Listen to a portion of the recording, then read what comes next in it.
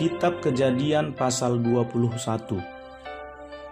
Tuhan memperhatikan Sarah seperti yang difirmankannya, dan Tuhan melakukan kepada Sarah seperti yang dijanjikannya.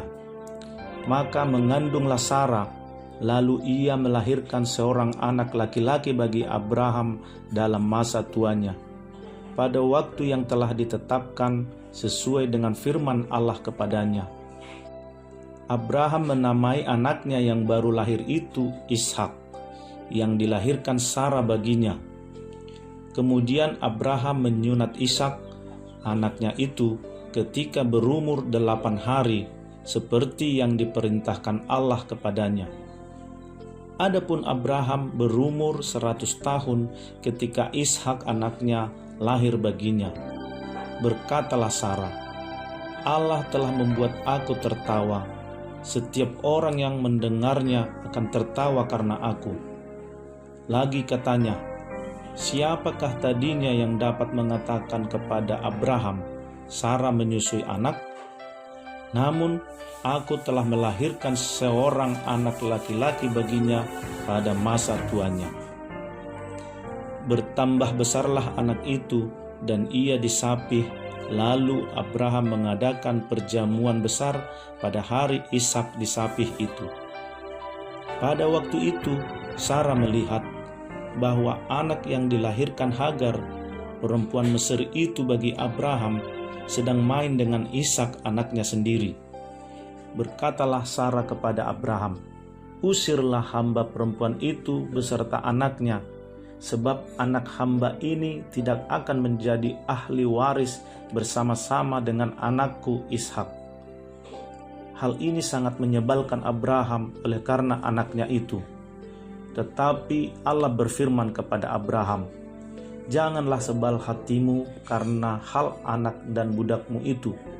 Dalam segala yang dikatakan Sarah kepadamu, haruslah engkau mendengarkannya. Sebab yang akan disebut keturunanmu ialah yang berasal dari Ishak. Tetapi keturunan dari hambamu itu juga akan kubuat menjadi suatu bangsa, karena ia pun anakmu. Keesokan harinya pagi-pagi, Abraham mengambil roti serta sekirbat air dan memberikannya kepada Hagar. Ia meletakkan itu bersama anaknya di atas bahu Hagar. Kemudian disuruhnyalah perempuan itu pergi. Maka pergilah Hagar dan mengembara di padang gurun Berseba. Ketika air yang dikirbat itu habis, dibuangnyalah anak itu ke bawah semak-semak, dan ia duduk agak jauh, kira-kira sepemanah jauhnya, sebab katanya, tidak tahan aku melihat anak itu mati. Sedang ia duduk di situ, menangislah ia dengan suara nyaring. Allah mendengar suara anak itu, lalu malaikat Allah berseru dari langit kepada Hagar, katanya kepadanya, apakah yang engkau susahkan Hagar? Janganlah takut, sebab Allah telah mendengar suara anak itu dari tempat ia terbaring. Bangunlah, angkatlah anak itu, dan bimbinglah dia, sebab aku akan membuat dia menjadi bangsa yang besar.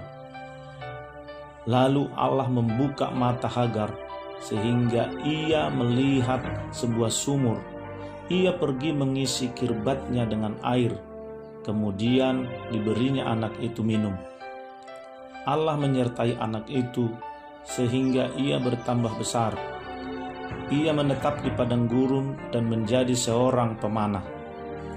Maka tinggallah ia di padang gurun Paran, dan ibunya mengambil seorang istri baginya dari tanah Mesir. Pada waktu itu Abimelek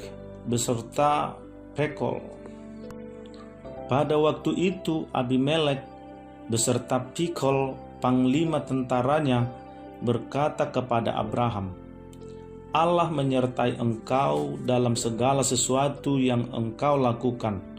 Oleh sebab itu, bersumpahlah kepadaku di sini demi Allah, bahwa engkau tidak akan berlaku curang kepadaku, atau kepada anak-anakku, atau kepada cucu cicitku, sesuai dengan persahabatan yang kulakukan kepadamu, demikianlah harus engkau berlaku kepadaku dan kepada negeri yang kau tinggali sebagai orang asing. Lalu kata Abraham, aku bersumpah. Tetapi Abraham menyesali Abimelek tentang sebuah sumur yang telah dirampas oleh hamba-hamba Abimelek. Jawab Abimelek, aku tidak tahu siapa yang melakukan hal itu. Lagi tidak kau beritahukan kepadaku, dan sampai hari ini belum pula ku dengar. Lalu Abraham mengambil domba dan lembu dan memberikan semuanya itu kepada Abimelek. Kemudian kedua orang itu mengadakan perjanjian. Tetapi Abraham memisahkan 7 anak domba betina dari domba-domba itu. Lalu kata Abimelek kepada Abraham, untuk apakah ke-7 anak domba yang kau pisahkan ini? Jawabnya, ke-7 anak domba ini harus kau terima dari tanganku untuk menjadi tanda bukti bagiku bahwa akulah yang menggali sumur ini. Sebab itu orang menyebutkan tempat itu Berseba, karena kedua orang itu telah bersumpah di sana. Setelah mereka mengadakan perjanjian di Berseba, pulanglah Abimelek beserta Pikhol, panglima tentaranya, ke negeri orang Filistin.